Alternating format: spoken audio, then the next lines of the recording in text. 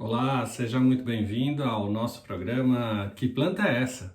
Nesse nosso quadro de hoje nós vamos falar um pouquinho sobre uma pergunta de uma das nossas telespectadoras que perguntou sobre a babosa. Nos enviou essa foto e nos pergunta se essa é a babosa mesmo. A babosa sim é a aloe vera, que é a babosa verdadeira. Ela tem umas propriedades muito interessantes para uso externo, aprovada pela Anvisa, a nossa agência de vigilância sanitária do Ministério da Saúde, para uso apenas externo e para indicação em queimaduras, lesões, feridas, também para melhoria da qualidade dos fios do cabelo. A gente tem uma amostrinha aqui da babosa, e é essa plantinha, onde ela apresenta uma mucilagem interna, e essa mucilagem é que é o princípio ativo contido ali, composto da babosa, que faz o efeito cicatrizante e também regenerador dos tecidos queimados. Essa mucilagem ela é apresentada de uma maneira bem interessante, ela fica realmente um gelzinho muito fino, e que pode ser aplicado diretamente depois de limpa, cortada e separada das partes externas e dos espinhos, aplicadas então diretamente sobre a lesão da queimadura. E é muito cicatrizante e regenera muito rapidamente o tecido sem deixar marcas.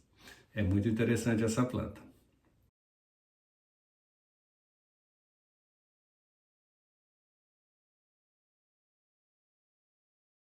Recebemos também uma das nossas imagens aqui como uma informação como sendo a espinheira santa e perguntando para que ela serve.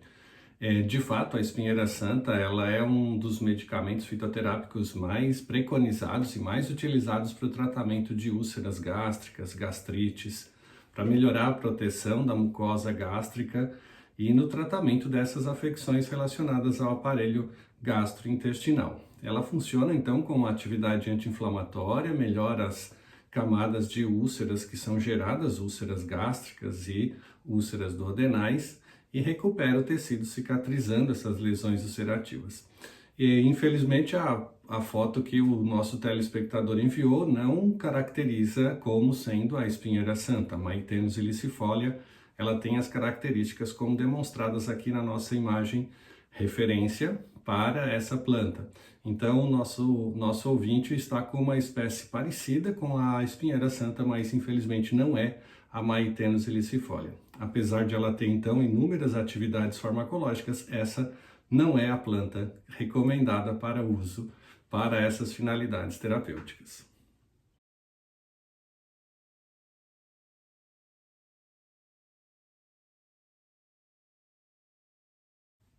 Temos também uma pergunta sobre a mirra. Qual é a utilidade da planta chamada mirra, né? Na verdade, mirra é um conjunto de plantas que são originárias da África e que crescem também no Oriente Médio.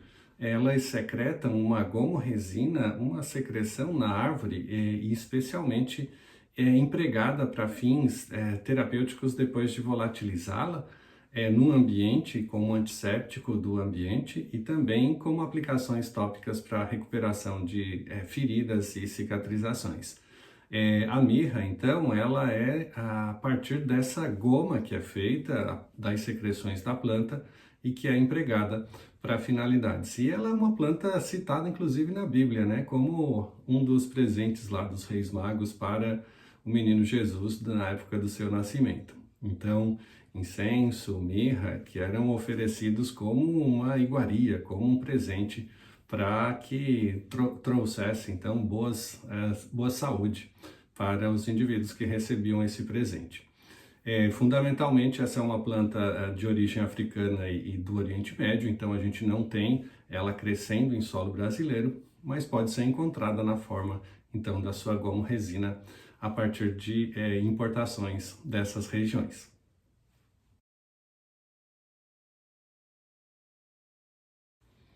E hoje é o dia das plantas com ações externas, né, para recuperação de feridas e cicatrizações de lesões cirúrgicas ou ferimentos que tenham a solução de continuidade da pele. Nosso teleouvinte aqui nos perguntou sobre o jucá. O jucá é uma planta da região amazônica e que é utilizada depois de seu preparo como infusão e como os chás, né, para lavar feridas, para aplicar sobre lesões que possam ter essa solução de continuidade na forma de cataplasmas, de emplastros ou mesmo de aplicações na forma de gel creme ou uma solução contendo um creme cicatrizante para essas aplicações externas. O infuso também é utilizado, o chá, né, na forma de um chá, também é utilizado para processos broncopulmonares lá na região amazônica. A gente não tem ainda uma monografia oficial da planta, mas os usos populares do jucá são bem conhecidos naquela região.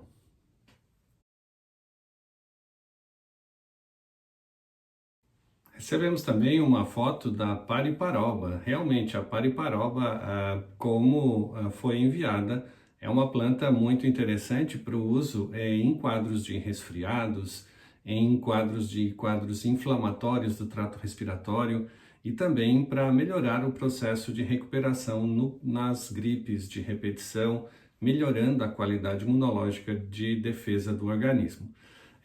A pariparoba tem, então, uma propriedade muito interessante que é associada a seus compostos químicos presentes nas folhas, das quais são aplicadas na forma de um chá também.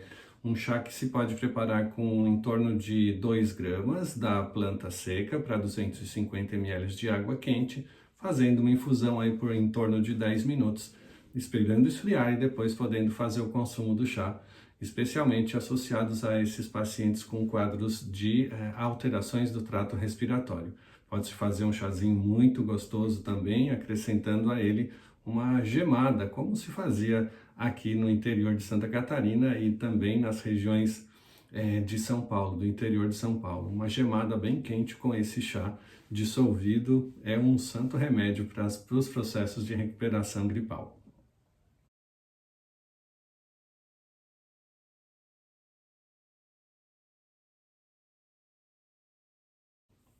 Recebemos também uma foto de uma planta referida como cipó cabeludo.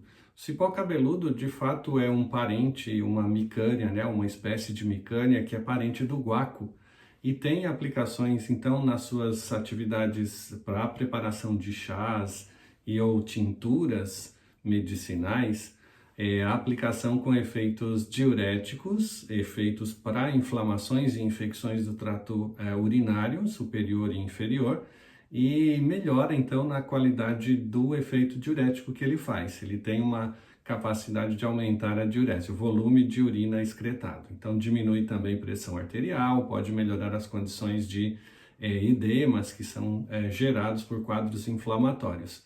Infelizmente, a planta que o nosso teleouvinte enviou não caracteriza a planta, essa espécie de micânia que é o cipó cabeludo. Então, esse realmente não é a planta indicada para fins terapêuticos como o cipó cabeludo é. Tá? Então, cuidado na hora da identificação, muitas vezes superficial, né? Pode levar ao uso inadvertido, inadequado da planta para uma determinada finalidade terapêutica. Então, é sempre interessante descobrir aqui, mandar para a gente confirma a identificação da planta e que planta é essa, serve exatamente para essa finalidade, né? Ajudá-lo na identificação correta das plantas e no seu uso correto como medicamento terapêutico fitoterápico.